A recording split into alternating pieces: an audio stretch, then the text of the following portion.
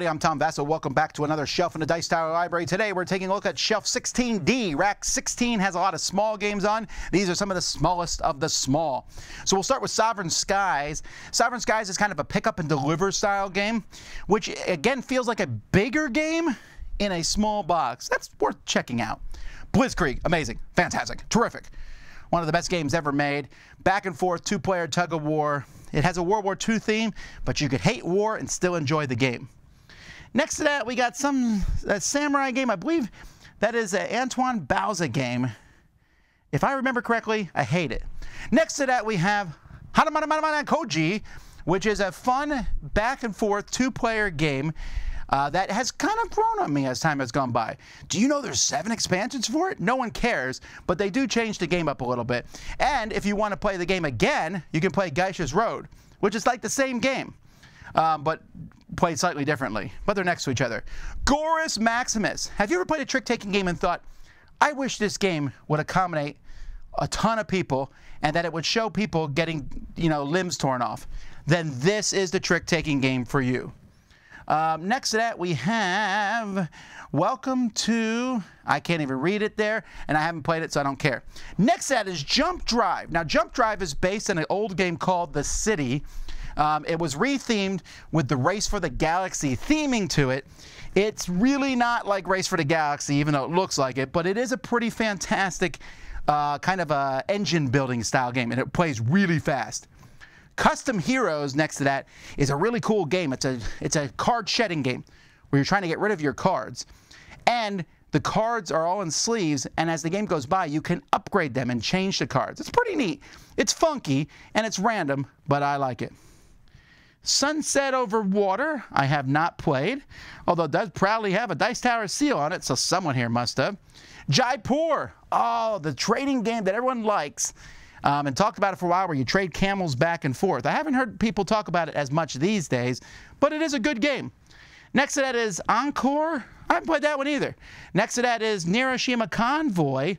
Now that one I like. I don't believe I played this particular version. I believe I just played the original version before the word Neuroshima was in it, but I really did enjoy it, as one person's driving a convoy and the other person's trying to take the convoy out before it gets to the city. Then we have Stellar Conflict. Now this is a game that's based on an old game called Lightspeed. This is a game in which it takes about, I don't know, 45 seconds to play and then 8 minutes to score.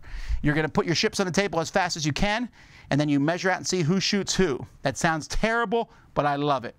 Flip City. This is a deck building game, but both sides of the cards matter, so it's pretty small and it has some neat ideas. You'll notice the sequel's not here because it sucks. All right, Getaway Driver is a good two-player game. You notice there's a lot of two-player games on these shelves. Getaway Driver, one person is driving around town, the other person's the cops chasing them. I like it's a fun game, and I like the motif of this one. The Dwarf King. This is a trick-taking game. If you like your trick-taking game with a healthy dose of chaos, sprinkled all over it like sugar on Captain Crunch, this is what you'll like. If you like your trick-taking games a little more serious, you probably shouldn't try this one. I like it, but not all the time. Once in a while, just like the Captain Crunch with sugar. All right, now we have all the Friedman free stuff here.